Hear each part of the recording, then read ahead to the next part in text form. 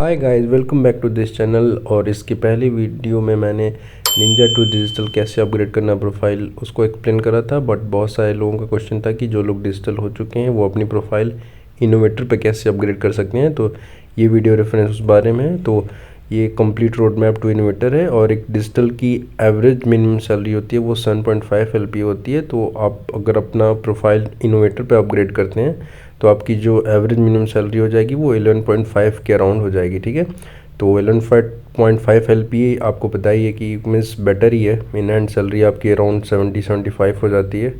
तो इसको कंप्लीट करने के लिए मैं बताने वाला हूँ कि आप सबसे पहले कौन कौन से कोर्स कंप्लीट करो, क्या इसके फेजेस हैं, क्या इसका एग्ज़ाम पैटर्न रहने वाला है और क्या इसकी मार्किंग क्राइटेरिया होती है और आप कैसे इनोवेटर एग्ज़ाम इजीली क्लियर कर सकते हो। ठीक है, so let's start this video. तो सबसे पहले आपको अपना डैशबोर्ड एग्जामिन करना है, उसको आप आई वॉल में चेक कर सकते हो।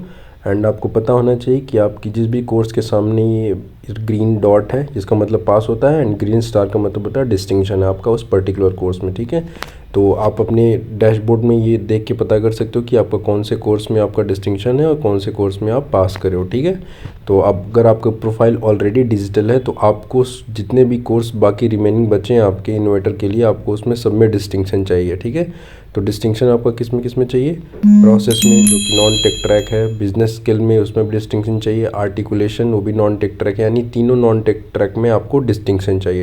एंड कोर फुल स्टैक के लिए आपके पास दो ऑप्शन है। ठीक है, अगर आपने digital exam core full stack track से क्लियर किया है तो ऑब्वियस है कि आपने स्टेप 1 में डिस्टिंक्शन लाया कोर फुल स्टैक में, तभी आप डिजिटल प्रोफाइल अपग्रेड की हो, क्योंकि न्यू रूल के हिसाब से आपको स्टेप 1 में डिस्टिंक्शन चाहिए डिजिटल के लिए।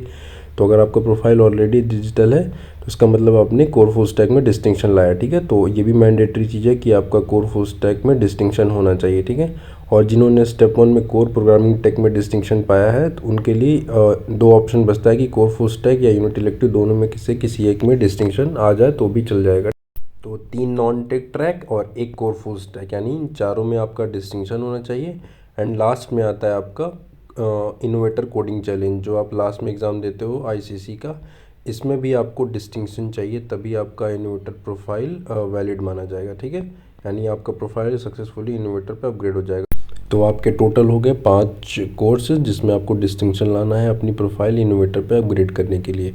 सबसे पहले नॉन टेक ट्रैक में process, business and articulation distinction चाहिए।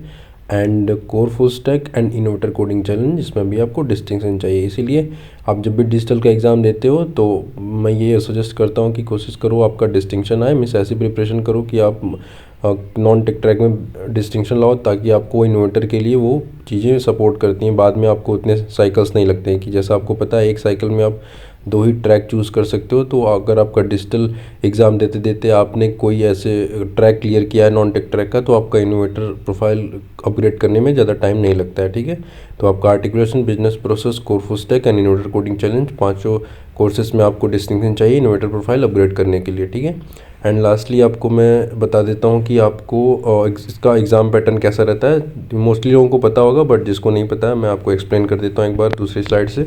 तो जैसे आप लोगों ने डिजिटल प्रोफाइल के लिए एग्ज़ाम दिया होगा नॉन टेक ट्रैक का, तो आपको पता है MCQ मोस्टली 37 से 40 क्वेश्चन के बीच में आते हैं। तो मैंने एवरेज 40 क्वेश्चन ले लिया है।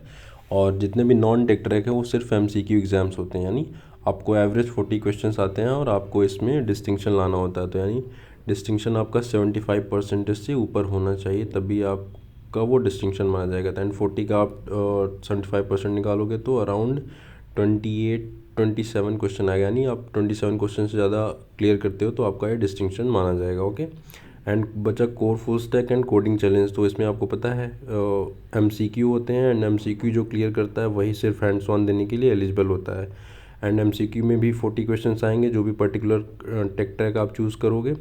एंड मेक श्योर वो आपके यूनिट के होने चाहिए। जो भी टेक ट्रैक आप चूज़ कर रहे हो ICC या कोर फुल स्टैक के लिए, वो आपके यूनिट में होना चाहिए, तभी वो वैलिड होगा। एंड उसके प्री रिक्विजिट आई वॉल में कंप्लीट होने चाहिए आप एग्ज़ाम देने जा रहे हो तो। And core full stack and innovator coding challenge का जो एग्ज़ाम इवैल्यूएशन होता है वो आपका MCQ के रिज़ल्ट और हैंड्स ऑन का रिज़ल्ट दोनों एक्यूमुलेट करके आपका टोटल रिज़ल्ट प्रोसेस किया जाता है। यानी अगर आप MCQ में अच्छा परफॉर्म किए हो और हैंड्स ऑन में आपके कम टेस्ट केस पास हुए हैं, तब भी अगर आपका मीन्स जो मिनिमम क्राइटेरिया है डिस्टिंक्शन का अगर वो क्रॉस करता है, तब भी आपका डिस्टिंक्शन वो वैलिड माना जाएगा। ये नहीं कि अगर आपने हैंड्स ऑन में डिस्टिंक्शन नहीं लाया तो आपका फिर अटेम्प्ट बेकार हो जाएगा। यानी एमसीक्यू भी आप अच्छा देख करके और टेस्ट केसेस भी आप में थोड़े कम पास करोगे तब भी वो आप डिस्टिंक्शन आ जाएगा, ठीक है।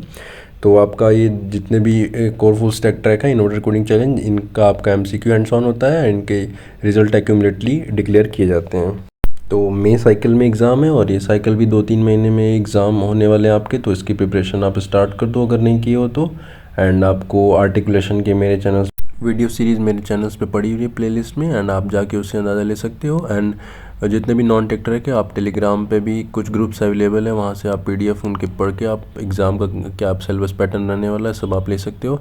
एंड इसके ऊपर मैंने वीडियोस भी डाली हैं, आप सबके एग्ज़ाम पैटर्न सिलेबस आप चेक कर सकते हो वहाँ से। तो होप सो आपका ये डिजिटल से इनोवेटर रोड मैप आपको समझ में आया होगा।